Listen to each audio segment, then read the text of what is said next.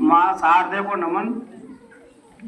सम्मानीय मंच, मेरे छोटे बड़े सारे बच्चे, प्यारे बच्चे, आज 2 अक्टूबर को किसकी जयंती मनाई जा रही है? महात्मा गांधी और लाल बहादुर शास्त्री जी की जयंती, क्योंकि एक राष्ट्रीय पर्व के रूप में मनाई जाती है।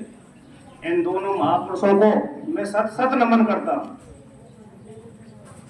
मैं लाल बहादुर शास्त्री जी के बारे में तो भीम जी ने, कईयों ने अपने विचार प्रकट किए। मैं गांधी जी के बारे में बताना चाहता हूं कि ये जितने महान नेता बने, ये ऐसे ही नहीं बने।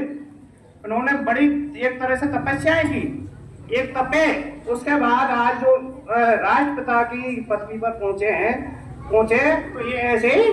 तो इनका जो सबसे पहले इनका जन्म, जीवन परिचय, इनका जन्म हुआ था 2 अक्टूबर 1869 को गुजरात के एक स्थान है पोरबंदर। पोरबंदर में इनका जन्म हुआ था 2 अक्टूबर 1869 को। इनके पिता का नाम था करमचंद गांधी, इनकी माता का नाम था पुतलीबाई।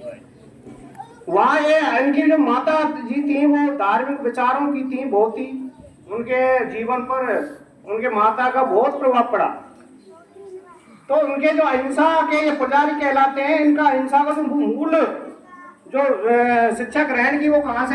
अपनी माँ से ग्रहण की इन्होंने। इसके बाद उन्होंने आगे बढ़ते हुए प्राथमिक शिक्षा अपने यहाँ से पोरबंदर से प्राप्त की। उसके बाद में आगे चल करके ये बैरिस्टर की उपाधि के लिए इंग्लैंड गए। वहां से बैरिस्टर कहते हैं वकील को, तो वहां से वकील बनकर आए।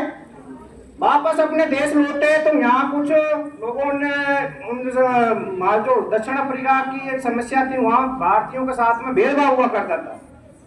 तो उन्होंने वहाँ समस्या बताया, तो उनकी समस्या का निपटारा के लिए वो दक्षिण अफ्रीका गए। तो वहाँ उन्होंने उनके लिए बहुत संघर्ष किया। एक बार की बात है कि वहाँ भी अंग्रेजों का ही शासन था दक्षिण अफ्रीका में। तो वो एक ट्रेन में जा रहे थे, ट्रेन में उनको कई बार नीचे धकेल दिया गया, और एक बार उनके मतलब किसी कारण से कोई घटना पर उनके गाल पर थप्पड़ मार दिया, तो उन्होंने वापस जवाब ना देकर के दूसरा गाल कर दिया। तो उनकी ये अहिंसा थी।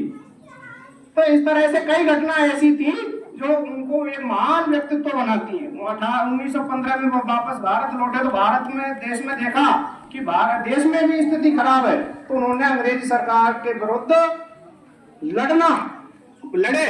उसके बाद में उन्होंने देश के जो स्थितियां, पहले देश को जानने के लिए पूरे देश का भ्रमण किया कि क्या स्थिति है। तो उन्होंने देश का भ्रमण करके देखा कि वास्तव में अंग्रेजी शासन जो है हमारे देश पर जुल्म कर रही है। उसके बाद 1921 में उन्होंने आंदोलन किया, सहयोग आंदोलन। 1931 में सविनय आंदोलन, कई बार वो जेल गए। 1942 में भारत छोड़ो आंदोलन किया।